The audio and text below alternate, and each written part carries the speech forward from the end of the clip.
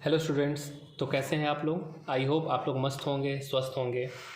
तो चलिए बच्चों, आज हम लोग मैट्रिसेस के कुछ कंसेप्ट्स को डिस्कस करते हैं। कुछ स्टूडेंट्स को क्लास में काफ़ी दिक्कत का सामना करना पड़ा है, तो उनके दिक्कत को दूर करने के लिए हमने इस वीडियो को हम लोग बना रहे हैं। हमारा टॉपिक का नाम है अलजेब्रा ऑफ मैट्रिसेस। याद रखिएगा, अलजेब्रा ऑफ मैट्रिसेस बहुत इंपॉर्टेंट टॉपिक है। अलजेब्रा ऑफ मैट्रिसेस में सबसे पहले हमारा आता है एडिशन सब्ट्रैक्शन। आई होप कि आपको अच्छे से आता होगा एडिशन सब्ट्रैक्शन के बारे में। एडिशन सब्ट्रैक्शन ऑफ मैट्रिसेस, ठीक है। इसके बाद हमको डिस्कस करेंगे स्केलर मल्टीप्लिकेशन के बारे में। स्केलर मल्टीप्लिकेशन के बारे में, और इसके बाद डिस्कस करेंगे हम लोग मल्टीप्लिकेशन ऑफ मैट्रिसेस के बारे में। Multiplication of matrices. तो आज के इस वीडियो में हम लोग इसी 3 टॉपिक को कवर करने वाले हैं, ठीक है। जिसमें पहला हमारा एडिशन और सब्ट्रैक्शन होगा, दूसरा हमारा स्केलर मल्टीप्लिकेशन होगा, और तीसरा हमारा मल्टीप्लिकेशन ऑफ मैट्रिसेस होगा। तो चलिए 1 बाय 1 करके डिस्कस करेंगे।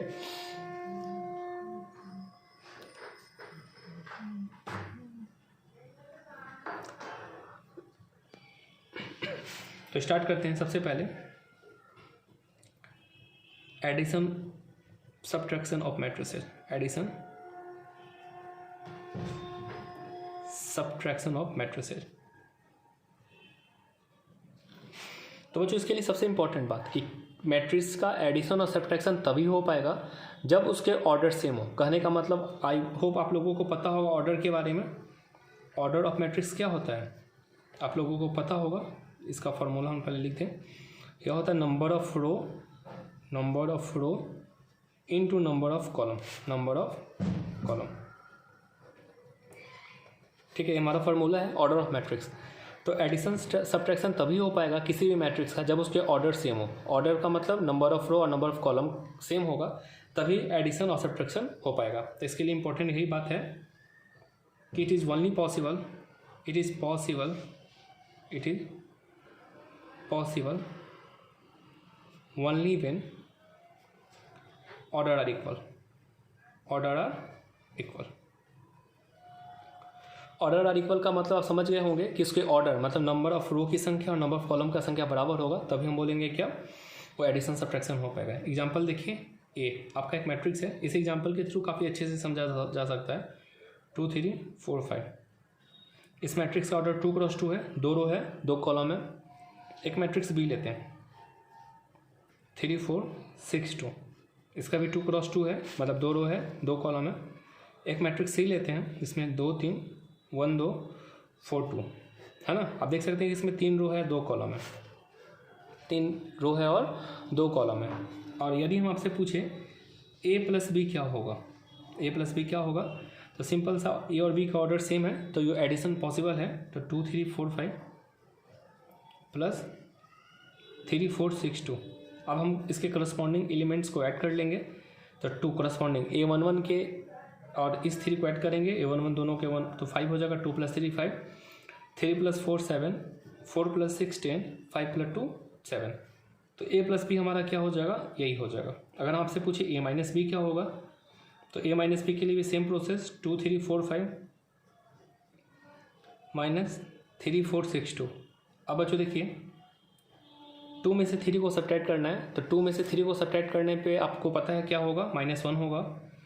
3 में से 4 सब्ट्रैक्ट करें तो -1 होगा। 4 में से 6 को सब्ट्रैक्ट करें तो -2 होगा, और 5 में से 2 को सब्ट्रैक्ट करें तो 3 होगा, है ना। तो A - B हमारा इस प्रकार आ गया है। परंतु अगर हम आपसे पूछे A + C क्या होगा, तो देखिए यहाँ पे ऑर्डर सेम नहीं है, इसीलिए क्या बोलेंगे? Not possible. एडिशन यहाँ पे नहीं हो सकता। A और C का एडिशन नहीं हो सकता। B + C या B - C भी बोलेगा तो यहाँ एडिशन या सब्ट्रैक्शन पॉसिबल नहीं हो सकता B और C में, ठीक है। तो आई होप कि आपको एडिशन सब्ट्रैक्शन समझ में आ गया होगा। तो चलिए इसके बाद हम लोग डिस्कस करते हैं scalar multiplication. Scalar multiplication of matrices, ठीक है। तो स्केलर मल्टीप्लिकेशन में क्या होता है, जैसे मान लीजिए, इसे भी एक एग्जांपल से ही समझाया जाता है। स्केलर का मतलब होता है कोई कांस्टेंट। जैसे मान लीजिए कोई के, जैसे मान लीजिए पहले आपका कोई मैट्रिक्स है 3 4 5 1 2 3। और कोई स्केलर क्वांटिटी 3 से इसको मल्टीप्लाई करते हैं। 3 आपका एक स्केलर क्वांटिटी है, जब इसे 3 से मल्टीप्लाई करेंगे तो अकॉर्डिंग टू दिस मल्टीप्लिकेशन क्या होता है कि इस कांस्टेंट से सारे एलिमेंट्स में मल्टीप्लाई हो जाता है। ठीक है, तो 3 3 जा 9 हो जाएगा, 4 3 जा 12 हो जाएगा, 5 3 जा 15 हो जाएगा, है ना। यहाँ 3 1 जा 3 हो जाएगा, 3 2 जा 6 हो जाएगा, 3 3 जा 9 हो जाएगा। तो this is called scalar multiplication of matrices. Okay बच्चों, इसे हम लोग क्या कहते हैं, स्केलर मल्टीप्लिकेशन। स्केलर मल्टीप्लिकेशन के लिए कोई रूल्स नहीं है, कोई रेगुलेशन नहीं है, बस इसमें यही होता है कि सारे एलिमेंट में मल्टीप्लाई करना होता है।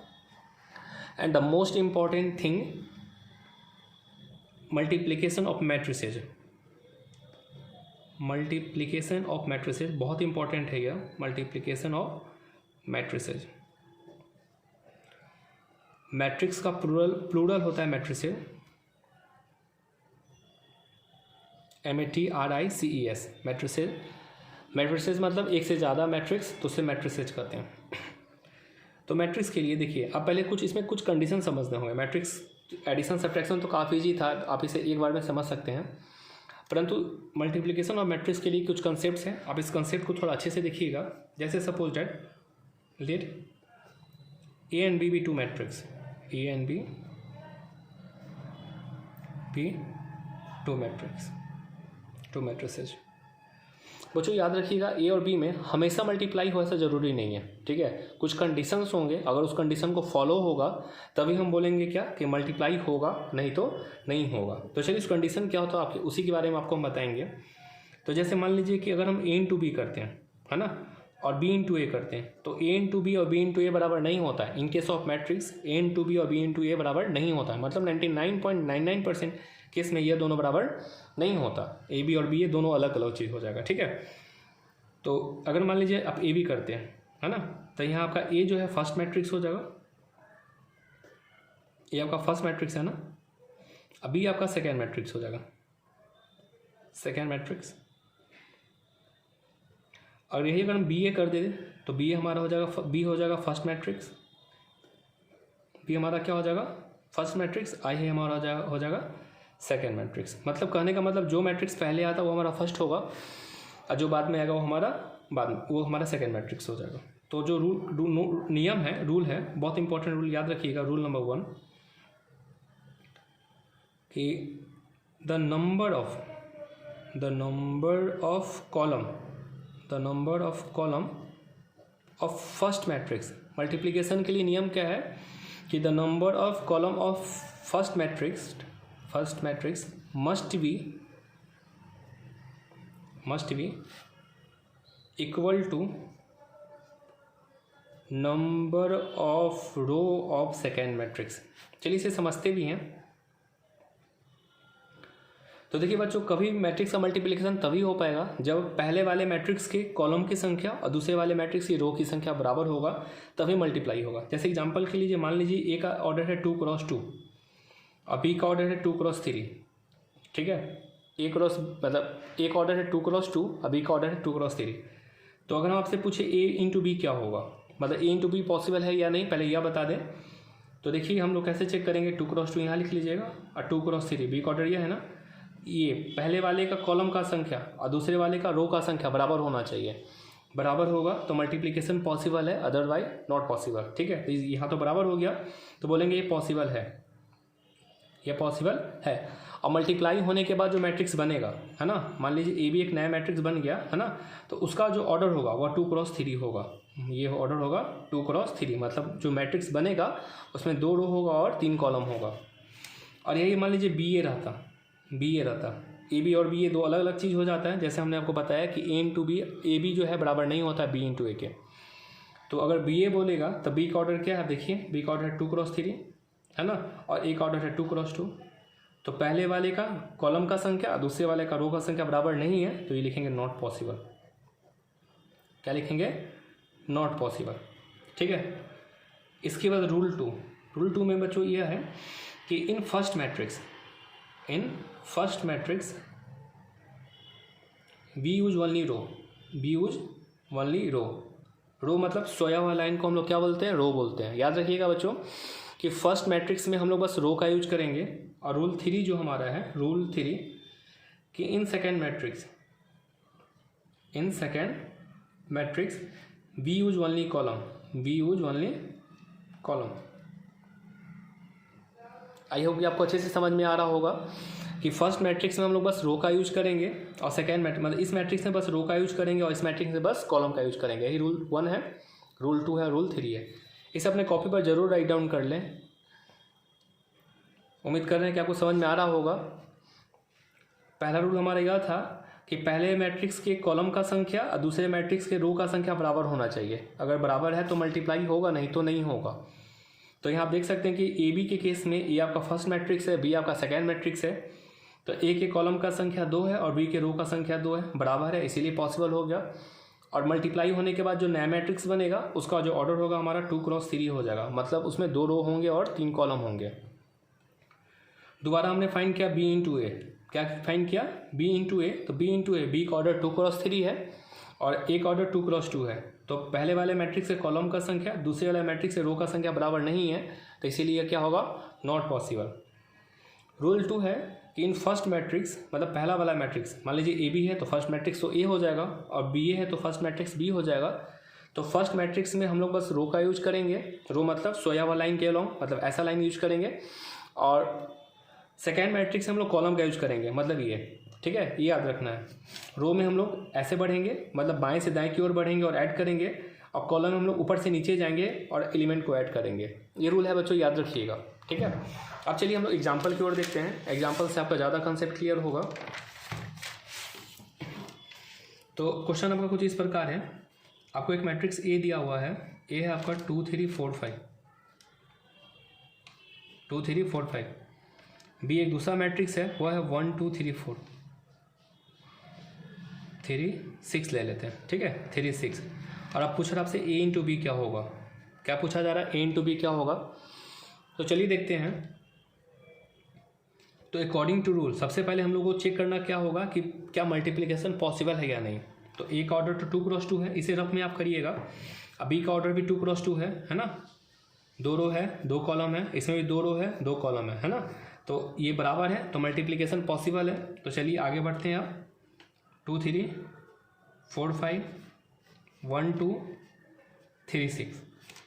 अब क्या करेंगे हम लोग? अब हम लोग रूल को फॉलो करेंगे। इस मैट्रिक्स में बस रो का यूज करना है और इस मैट्रिक्स में बस कॉलम का यूज करना है। तो पहले फर्स्ट रो को फर्स्ट कॉलम से करिए। फर्स्ट रो को 2 into 1 plus 3 into 3। First row को फर्स्ट कॉलम से हमने मल्टीप्लाई किया। उसके बाद क्या करेंगे? सेकेंड रो को फर्स्ट कॉलम से करेंगे। तो सेकेंड रो नीचे हो जाता है, तो 4 इंटू 1 प्लस 5 इंटू 3। देखिए बच्चों, पहले हमने फर्स्ट रो को फर्स्ट कॉलम से किया, फिर सेकेंड रो को फर्स्ट कॉलम से करेंगे, तो आपका ये एक कॉलम हो जाएगा। इस कॉलम का काम कंप्लीट हो गया। अब हम लोग सेकेंड कॉलम की ओर बढ़ते हैं। फिर सेम प्रोसेस रिपीट करेंगे। 2 3 ये फर्स्ट रो को सेकेंड कॉलम से करेंगे, तो 2 इंटू 2 हो जाएगा फर्स्ट रो को सेकेंड कॉलम से, प्लस 3 इंटू 6, ठीक है। फर्स्ट रो सेकेंड कॉलम हो गया। अब क्या करेंगे? सेकेंड रो सेकेंड कॉलम का काम करेंगे। तो सेकेंड रो आपका 4 है, 4 इंटू 2 प्लस 5 इंटू 6। अब इसे सिंप्लीफाई कर लीजिए। तो 2 3 3 जा 9 2 11 हो जाएगा। 5 3 जा 15 4 19 हो जाएगा। 2 2 जा 4, आइए आपका हो गया 18, 22 हो जाएगा। 22 30 और 8 38 हो जाएगा। तो इस प्रकार से हम लोगों ने ए इंटू बी फाइंड कर लिया। तो चलिए अब बी इंटू ए भी फाइंड करके देख लेते हैं। बी इंटू ए क्या हो जाएगा? 1 2 3 6। बी को पहले लिखेंगे 2 3 4 5। सेम प्रोसेस बच्चों, चूँकि ऑर्डर 2x2 है, ए का भी ऑर्डर 2x2 है, तो पहले वाले का कॉलम का संख्या दूसरे वाले के रो की संख्या के तो बराबर है, मतलब मल्टीप्लिकेशन पॉसिबल है। अब इस मैट्रिक्स में बस रो का यूज करेंगे और इस मैट्रिक्स में बस कॉलम का यूज करेंगे। तो क्या होगा? पहले फर्स्ट रो को फर्स्ट कॉलम से करिए। 1 इंटू 2 प्लस 2 इंटू 4, 1 इंटू 2 और 2 इंटू 4। इस 1 को 2 से करेंगे और इस 2 को इस 4 से करेंगे। फर्स्ट रो का काम कंप्लीट। अब सेकेंड रो की ओर बढ़ते हैं नीचे। तो 3 इंटू 2 प्लस 6 इंटू 4 हो गया। अब हमारा फर्स्ट कॉलम का काम कंप्लीट हो गया। सेम हम लोग रो को फर्स्ट रो को सेकेंड कॉलम से करेंगे। तो 1 इंटू 3 प्लस 2 इंटू 5। अब हम लोग क्या करेंगे? यहाँ पे देखिए सेकेंड रो है, सेकेंड कॉलम है ना, तो अभी हमने फर्स्ट रो को सेकेंड कॉलम से किया। अब सेकेंड रो को सेकेंड कॉलम से करेंगे। तो 3 इंटू 3 6 इंटू 5 तो क्या आ जाएगा, 4 2 जा 8, 2 1 जा 2, 10 हो जाएगा, 6 4 जा 24 और 6 ये आपका 30 हो जाएगा, 5 2 जा 10, 3 13 हो जाएगा, 30 या 9 39 हो जाएगा। तो इस प्रकार से हम लोगों ने b इंटू ए फाइंड कर लिया। आई होप कि आपको समझ में आ रहा होगा। आप देख सकते हैं बच्चों कि ए बी और बी ए बराबर नहीं है। हमने आपको शुरू में ही बताया है कि ए बी जो है वह बी ए के बराबर नहीं होता, मतलब इन केस ऑफ मैट्रिक्स या डिस्ट्रीब्यूटिव लॉ को कम्यूटेटिव लॉ को फॉलो नहीं करता है ना। मैट्रिक्स जो होता है कम्यूटेटिव लॉ को फॉलो नहीं करता है, याद रखिएगा। तो बच्चों आज हम लोगों ने क्या क्या डिस्कस किया, हमने अलजेब्रा ऑफ मैट्रिसेस में एडिशन सब्ट्रैक्शन के बारे में डिस्कस किया, स्केलर मल्टीप्लिकेशन के बारे में डिस्कस किया, मल्टीप्लिकेशन ऑफ मैट्रिसेस के रूल के बारे में डिस्कस किया, है ना। तो उम्मीद कर रहे हैं कि आपको समझ में आ रहा होगा। एडिशन में हमने बताया आपको कि एडिशन तभी पॉसिबल होगा जब उसके ऑर्डर सेम होंगे।